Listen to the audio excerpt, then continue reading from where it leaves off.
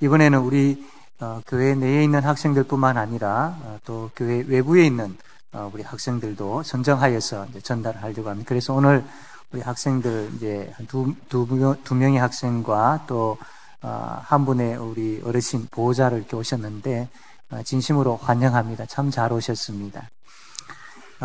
오늘 우리가 보았던 이 말씀은요, 우리 잘 알고 있는 내용들이죠. 야곱에게 12명의 아들이 있었는데 11번째가 요셉입니다. 형들이 이 요셉을 좀 얼마나 미워했는지 참 죽이고 싶을 정도로 미워했죠. 그래서 결국 이 형들이 이 요셉을 그 노예 상인에게 팔아버리죠. 그 요셉은 결국 애굽에 가가지고 종살이를 하게 되어집니다. 이것도 여기서 멈추지 아니하고 나중에 또 누명을 덮어서서 감옥에 또 가게 되어집니다. 이 요셉의 이 인생을 보면 참 불행한 인생인 것 같이 이렇게 보이죠. 그 이후에 이 요셉이 나중에 애굽의 총리가 되어집니다. 총리가 되어진 이후에 그 애굽과 가나안과 그 일대 지역에 큰 가뭄이 들죠. 하나님께서 참 요셉에게 큰 지혜를 주셔가지고 미리 이 가뭄을 잘 준비할 수 있도록 해 주셨습니다. 가나안 땅에 있던 야곱의 그 후손들, 자녀들, 이제 큰 걱정이 생겼습니다. 가뭄이 들으니까 먹을 게 없는 거죠. 그래서 소문을 들어보니까 애굽 땅에 지금 곡식이 있다라는 소문을 듣게 되어집니다. 그래서 그 곡식을 구하기 위해서 아들들을 이제 애굽에 보내게 되어지죠. 요셉의 형들이 이제 이 곡식을 구하기 위해서 애굽에 와서 이렇게 보니까 이제 지내는 가운데서 이 요셉이 애굽의 총리가 되어 있는 것을 보게 되어집니다. 이게 기쁨으로 와닿아야 되는데 걱정으로 와닿는 것이죠. 왜냐하면 자기들이 한 짓이 있으니까, 요셉에게 한 그런 과거에 잘못된 것들이 있으니까, 야, 이 총리의 자리에 있는 요셉이 우리를 죽이면 어떻게 하나, 과거에 우리가 그에게 잘못한 것을 기억을 하고, 야, 이제 우리를 그냥 감옥에 가두든지 처형을 시키면 이제 우린 죽은 목숨이다, 걱정이 되어지는 겁니다. 그때 요셉이 이것을 알고 형들을 불러가지고 이야기를 하죠. 형님들 걱정하지 마십시오.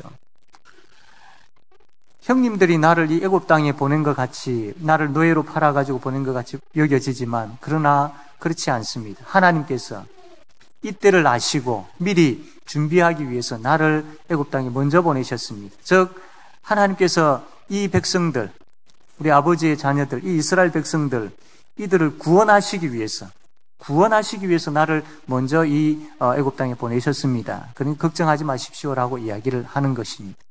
요셉이 이렇게 이야기한 데는 참 귀한 믿음을 가지고 있었기 때문이죠. 첫 번째로는 하나님께서 나의 인생에 함께 하셨다라는 믿음이 있었기 때문입니다.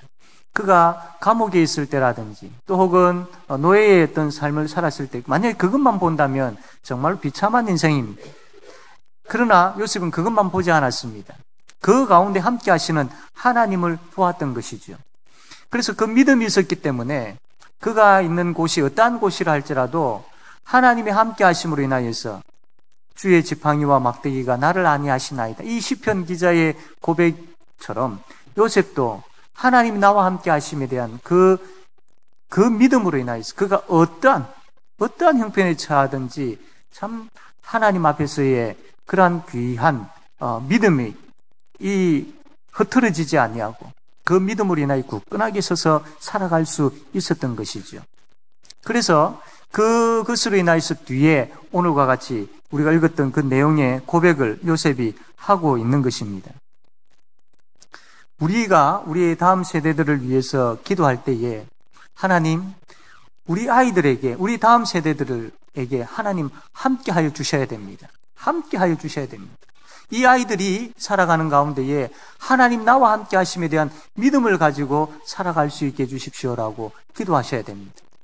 이 아이들이 어떠한 형편에 있든지 때로는 어렵고 힘들고 참 감당하기 벅차하고 또 때로는 이 아이들이 참 고민에 빠지고 때로는 이 아이들이 참 갈등하고 방황하는 그 현장에 있다 할지라도 하나님, 그러한 상황 가운데서도 이 아이들이 하나님이 나와 함께 하시지라는 이 믿음만은 결코 잃어버리지 말게 해주십시오.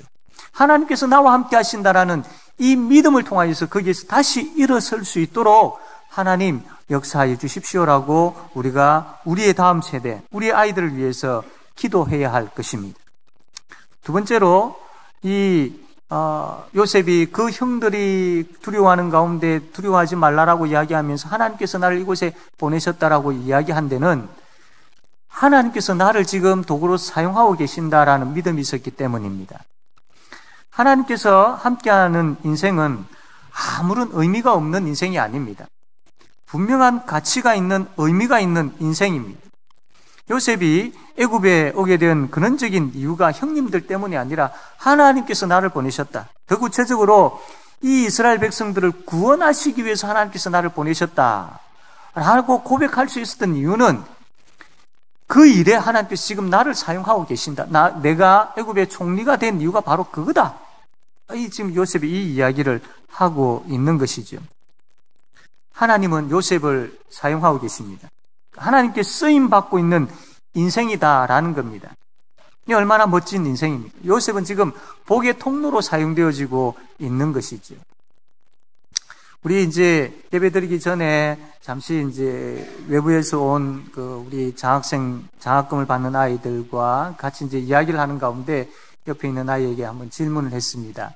이제 학교 진학이나 이런 부분들을 어떻게 생각하니? 라고 하니까 아주 바로 저는 간호사가 되고 싶어요. 그래서 이제 그쪽으로 이제 준비를 할 거예요. 너무 잘하고 있다고. 참 잘했다고. 앞으로 아마 너는 참 잘 될 거라고. 그렇게 이제 이야기를 해 주었습니다. 얼마나 멋진 그런 계획입니까? 중3이지만 벌써부터 이제 그런 장래에 대한 계획을 가지고 준비하고 있다라는 게 참 멋있는 인생이죠. 이 간호사의 일들을 한다라는 게 참 가치 있는 일이지 않습니까? 아픈 사람들, 또 생명이 위독한 사람들을 돌보면서 보호해주고 다시 회복시켜주는 값진 그런 일들이지 않습니까? 가치 있는 일이지요. 그러나 그냥 그것만 하게 되어지면 그 가치는 더 커지지는 않을 겁니다. 거기에 하나님을 만나게 되어지고 하나님께서 나를 붙잡게 되어지고 내가 하나님의 그 손 안에서 쓰임받게 되어진다는 것을 알게 되어질 때에 그 가치는 더해지는 것이죠. 그 하나님 없는 인생이 가지는 가치와는 비교할 수 없는 큰 가치를 가지게 되어지죠. 그래서 그 일이 신이 나고 그 일이 참 이를 통하여서 정말 행복을 느끼게 되어질 것입니다. 왜냐하면 하나님이 계시고 하나님이 계시지 않고의 차이입니다. 하나님이 계신 사람은 이렇게 가치 있는 보람 있는 정말로 행복한 것을 누리면서 느끼면서 살게 되어지는 겁니다. 우리 친구도 그런 참 하나님을 만남으로 인하여 예수를 믿음으로 인하여서 정말로 그런 복된 정말로 진짜 값진 가치 있는 인생이 되어지기를 바랍니다.